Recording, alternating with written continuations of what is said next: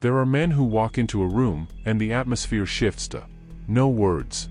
No show. No noise just presence. He doesn't boast He doesn't demand He simply is, and that is enough. It's not about money. It's not about status. It's not about muscles, suits, watches, or social media followers It's about something rarer than all of that, self-mastery. That silent authority that radiates from someone who has been through inner war Not a war of fists, but a war of habits A war of instincts A war of ego. A man like that didn't wake up one day with respect handed to him He earned it in moments nobody saw. In the split second he chose discipline over impulse, calm over chaos, silence over attention. See, real respect isn't demanded It's drawn, like iron to a magnet People feel it before they understand it And it comes to those who remove the habits that weaken them. Not tomorrow Not next week Now. Because whether you know it or not, every day you feed your habits And your habits are either building a man people respect, or destroying him slowly, one compromise at a time. So we begin. This is not a lesson. It's a reminder A call to rise To kill the parts of you that are killing your power. And the first habit that must die, is one we've all indulged. Complaining. Complaining is subtle It doesn't scream weakness It whispers it. Every time a man complains, he does something worse than sound negative, he surrenders. He kneels before the world and says, life is too much for me. Please notice me suffering. But here's the truth. We were not born to kneel We were born to endure We were born to carry, not to cry.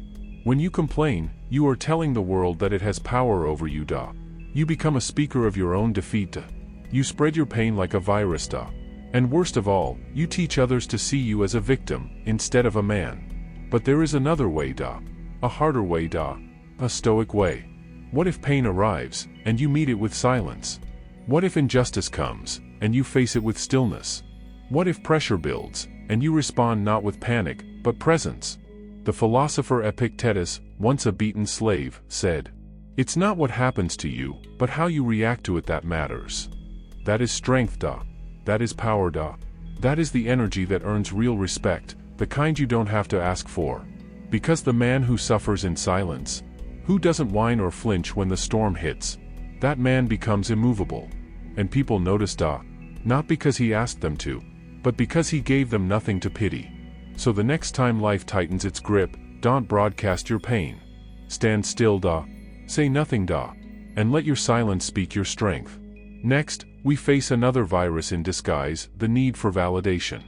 There's a hunger most men don't talk about It doesn't live in the stomach It lives in the soul. It's the hunger to be seen To be liked To be told, you're doing well. To hear someone say, you're enough. But here's the ugly truth, that kind of hunger makes you weak. Because every time you seek validation, you hand your self-worth to someone else. You say, tell me who I am. Tell me I matter. But the man who is truly powerful, he doesn't ask for approval He doesn't chase compliments He doesn't beg to be noticed. He knows. He's a mountain unmoved by praise unbothered by silence. He is like fire in the forest, burning, even if no one is watching. The Stoic Seneca warned us. It is the power of the mind to be unconquerable. But how can your mind be unconquerable if it rises and falls with every comment, every like, every nod of approval? A real man judges himself and he does it harshly He looks his flaws in the face and doesn't flinch He buries his ego beneath discipline He rises, not with applause, but through self-respect. That is why the man who needs nothing becomes impossible to ignore. While others beg for eyes, he becomes the man they watch in silence The man whose presence commands the room, not because he demands it, but because he doesn't need it.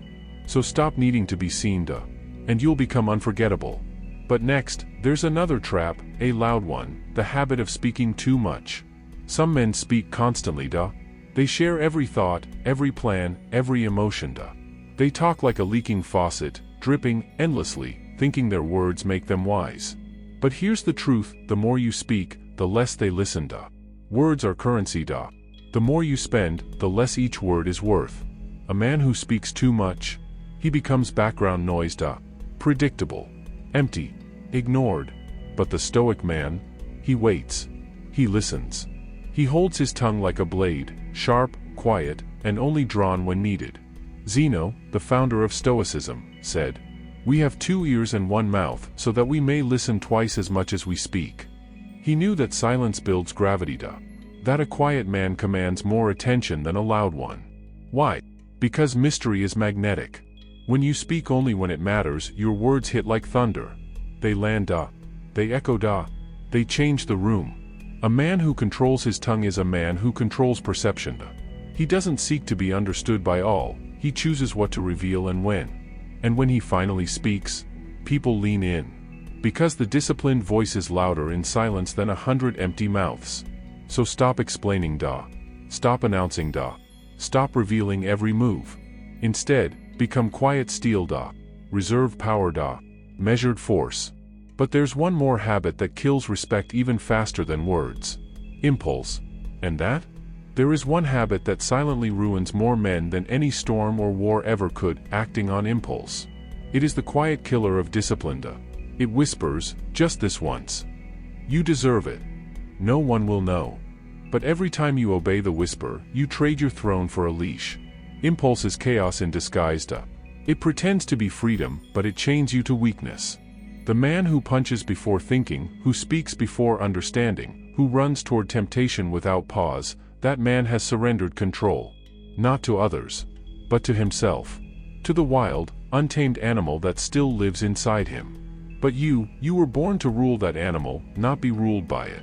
Marcus Aurelius warned us. You have power over your mind, not outside events. Realize this, and you will find strength. Power is in the pause. In the breath before the reaction.